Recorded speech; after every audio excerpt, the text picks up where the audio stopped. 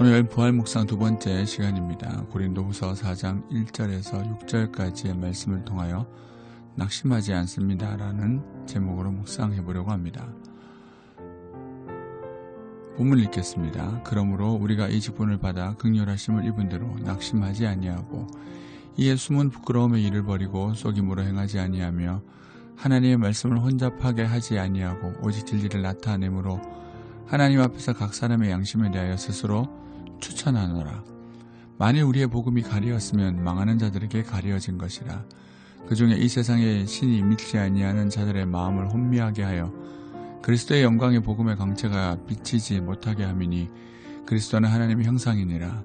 우리는 우리를 전파하는 것이 아니라 오직 그리스도 예수의 주 되신 것과 또 예수를 위하여 우리가 너희의 종 된 것을 전파함이라.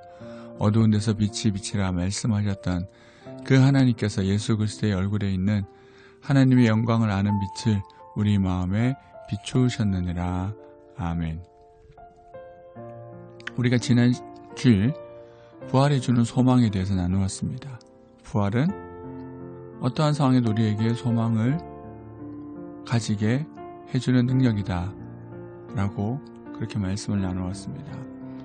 오늘 본문을 보면 바울이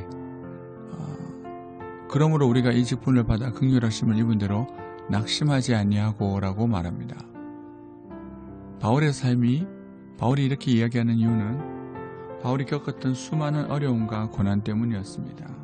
그는 예수를 전한다는 이유로 수많은 어려움을 겪습니다. 반대와 생명의 위협을 겪으면서 그는 살아가고 있습니다. 상황과 환경을 보면 그는 100만 번도 더 낙심해도 될 만한 상황이었습니다. 그런데 우리가 낙심하지 아니한다 라고 이렇게 자신감 있게 고백하고 있습니다. 그 소망의 실체가 무엇이겠습니까? 잘 아시겠죠? 바울이 낙심하지 않았던 이유, 다시 말해서 바울 그에게 부활이 소망이 될 수 있었던 이유가 무엇입니까? 부활이 그에게 이론이 아니라 실제였기 때문입니다. 그는 과거 예수를 핍박하던 사람이었습니다. 예수를 믿는 사람들을 죽이는데 열심을 내었습니다. 그런데 다메섹으로 가던 길 위에서 예수님을 봅니다. 빛으로 찾아오신 예수님을 봅니다.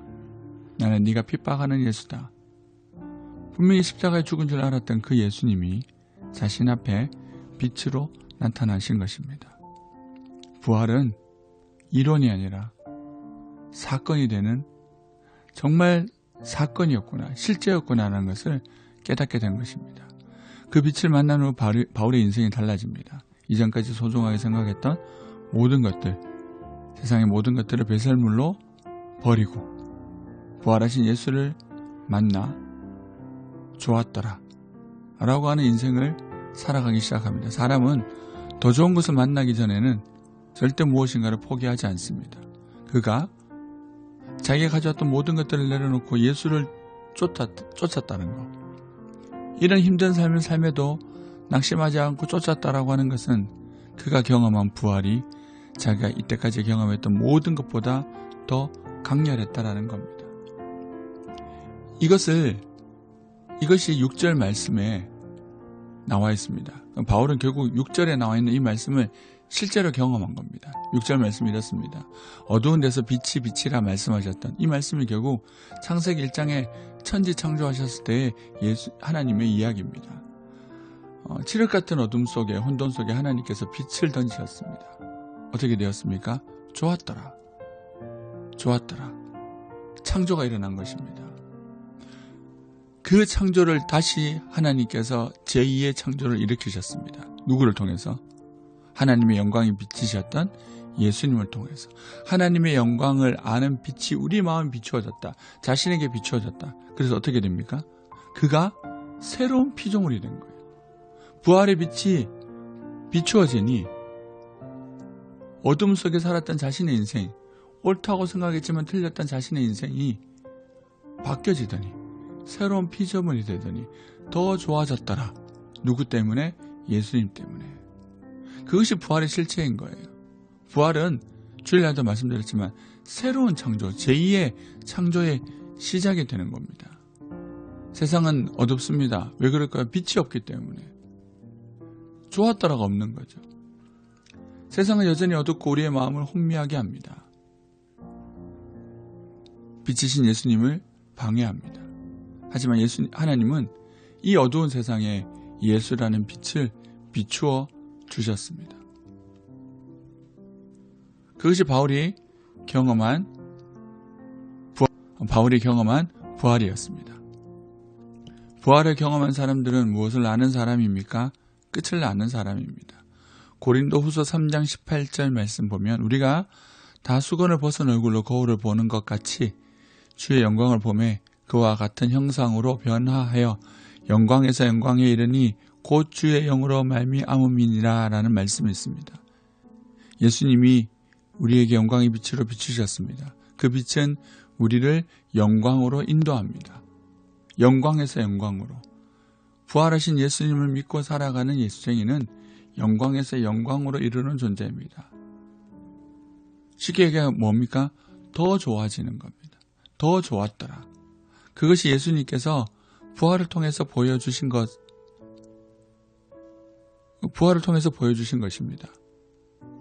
더 나은 몸으로, 영광스러운 몸으로 그를 따르는 자들 앞에 나타나셔서 예수님의 영광을 보여주셨습니다. 부활의 첫 열매로서 너희들의 삶도 이렇게 된다. 부활하신 주님께서 그를 따르는 자들에게 주시고자 하시는 최종 목적은 영광입니다. 승리입니다. 부활은 그런 의미입니다. 바울이 경험했던 부활이 그러했습니다. 그래서 그는 세상의 수많은 방해와 어려움 속에서도 일희일비하지 않고 무엇을 바라봅니까? 영광의 빛, 자신에게 비추셨던 그 영광의 빛을 바라봅니다. 그래서 뭐 한다고요? 나는 낙심하지 않는다라는 거예요. 낙심이 무엇입니까? 소망은 부활의 관점이라면 낙심은 나의 관점입니다. 내 관점으로 보는 거예요. 내 생각으로 보는 거예요. 내 눈에 좋지 않다. 내 눈에 싫어.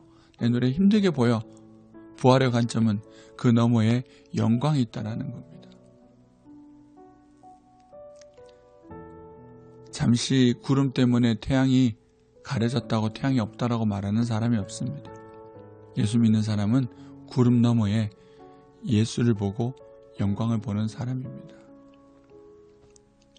이 부활이 바울에게서만 일어난 은혜이겠습니까? 2000년 전에 주님께서 살아나신 그 부활은 여전히 실제적으로 역동적으로 오늘날 나타나고 있습니다. 어떻게 나타나고 있습니까? 두 가지 방법입니다. 첫째, 우리 자신에게입니다. 우리가 그 부활하신 주님 때문에 좋아졌더라, 달라졌더라, 새로워졌더라. 그것이 우리의 고백 아닙니까? 그 부활은 우리에게까지 전달되었습니다. 두 번째는요, 세상입니다. 그 부활이 예수를 믿는 그 부활하신 예수님의 빛을 경험한 사람들로 통하여 우리의 삶을 통하여 예수가 보여지는 거예요. 고난 중에 낙심하지 않고 소망을 말하고 우리의 삶을 통하여 예수님이 보여지는 것. 무슨 의미예요? 예수님이 부활하셨다라는 거예요. 그 부활은 나에게서 세상에게로 전달되어져 가고 있는 것입니다. 아무쪼록 이 부활의 관점으로 우리의 삶을 소망 가운데 살아가는 복된 우리 모두가 되기를 소원합니다. 좋으신 예수님 감사합니다. 여전히 세상은 어둡고 우리는 낙심할 일이 많지만 예수님의 부활을 바라보는 예수 믿는 사람은 그럼에도 낙심하지 않는다라고 바울의 고백을 통해 들었습니다.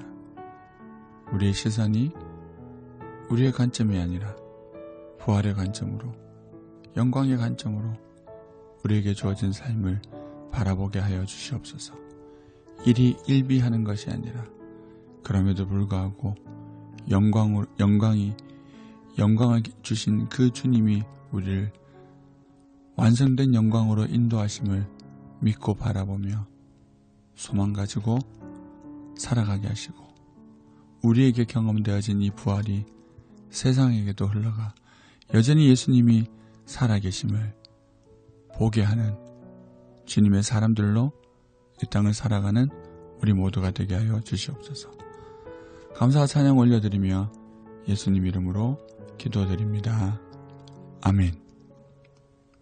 오늘은 조금 묵상이 길었는데요. 그래도 두 가지의 묵상 질문을 한번 나눠보려고 합니다. 지금 나를 낙심하게 만드는 상황을 나의 한계 속에 가두어 두고 있습니까?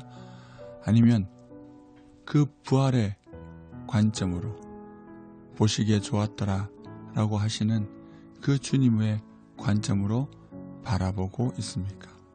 두 번째는 2000년이 시작되는 그 부활의 생명력이 오늘 나의 변화된 삶을 통하여 증명되고 있으며 나로 통하여 어두운 빛에는 실제적인 빛으로 흘러가고 있는지 우리가 한번 깊이 생각해보는 시간이 되기를 소원합니다.